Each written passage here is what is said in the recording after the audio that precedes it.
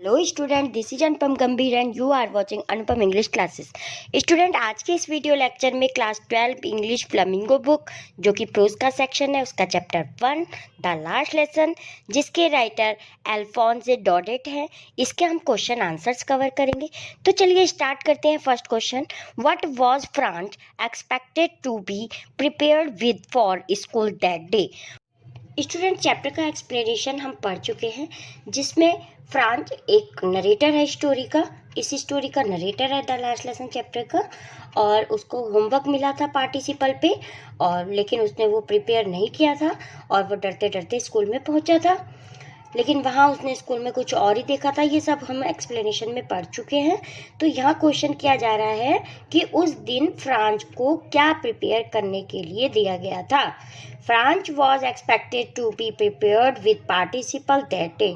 उस दिन फ्रांस को पार्टिसिपल टॉपिक याद करने के लिए दिया गया था, प्रिपेयर करने के लिए दिया गया था, because M Hemal France teacher, जो एम हेमल थे फ्रांस के teacher, had given homework on participle.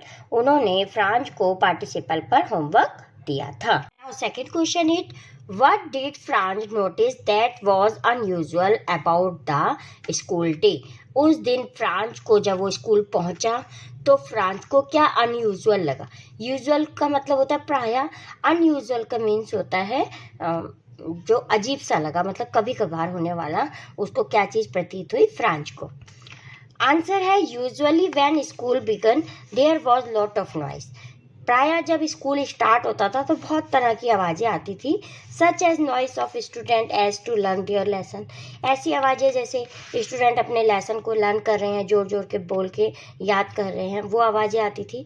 Noise of teacher to mind the class, class को माइंड करते थे टीचर, तो वो आवाज़ें सुनाई देती थी। एंड नॉइस ऑफ प्रेयर, या फिर असेंबली प्रेयर की आवाज़ें सुनाई देती थी। But that day there was no noise at all. लेकिन उस दिन बिल्कुल कोई भी आवाज़ नहीं थी। Everything was as quiet as Sunday morning. हर चीज़ ऐसे शांत थी, बिल्कुल क्वाइट थी जैसे कि संडे मॉर्निंग। संडे मॉर्निंग होती है तो स्कूल बिल्कुल शांत होता है, क्योंकि उस दिन स्कूल में कोई स्टूडेंट आते ही नहीं है, टीचर्स भी आते ही नहीं हैं, इसलिए स्कूल से कोई भी आवाज़ें नहीं आती थी। तो उस दिन जब फ्रांस पहुंचा, संडे नहीं था लेकिन संडे मॉर्निंग की तरह उसको स्कूल प्रतीत हो रहा था, क्योंकि स्कूल से कोई भी किसी भी तरह की आवाज़ें नहीं आ रही थी। Student, we come on question number 3, what had been put up on the bulletin board. Franz जब अपने स्कूल में जा रहे थे डरते डरते कि मैंने पार्टिसिपल का चैप्टर याद नहीं किया, तो रास्ते में एक बुलेटिन बोर्ड, जैसे नोटिस बोर्ड होता है ना, तो बुलेटिन बोर्ड लिखा लगा हुआ था। वहाँ पे बहुत सारी क्राउड भी जमा थी।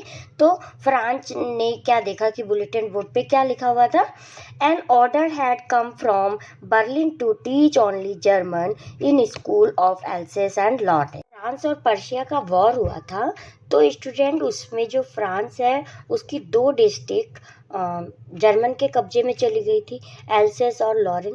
तो नोटिस बोर्ड पे ये मेंशन किया हुआ था, फ्रांस की 2 डिस्ट्रिक्ट एल्सेस और लॉरेन के स्कूलों में आज के बाद फ्रेंच नहीं पढ़ाई जाएगी, जर्मन भाषा ही पढ़ाई जाएगी। तो एक नोटिस आया था, किसकी तरफ से आया था स्टूडेंट? बर्लिन की तरफ से आया था कि जर्मन लैंग्वेज एल्सेस और लॉरेन के स्कूलों में जर्मन लैंग्वेज पढ़ाई जाएगी। The German had put up this notice on the bulletin board, और जर्मन ने ही बुलेटिन बोर्ड के ऊपर ये नोटिस मेंशन किया था। Come on, question number 4. What changes did the order from Berlin cause in school that day? जब Berlin की तरफ से ऑर्डर आ गया था कि फ्रेंच नहीं पढ़ाई जाएगी, उस दिन क्या चेंजेस देखने को मिलते हैं? The order from Berlin cause the following changes that day. जब बर्लिन की तरफ से ऑर्डर आ गया था तो निम्नलिखित चेंजेस हमें देखने को मिले। The whole school was very peaceful, पूरा स्कूल बहुत ही शांत था।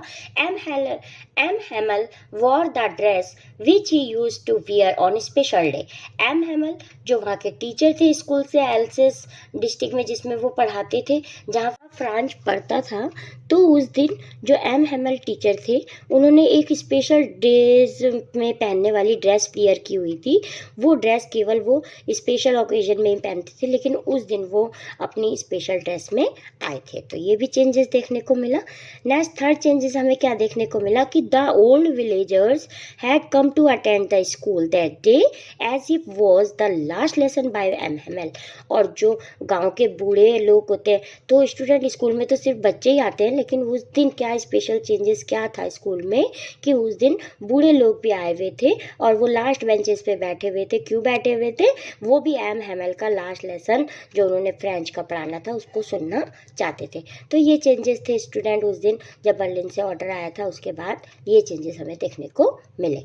We come on question number 5. How did France feeling about M. Hamel and school change? जब स्कूल में ऑर्डर आ चुका था तो स्कूल के चेंजेस और एम एम एल के बारे में फ्रांस की कैसी फीलिंग थी?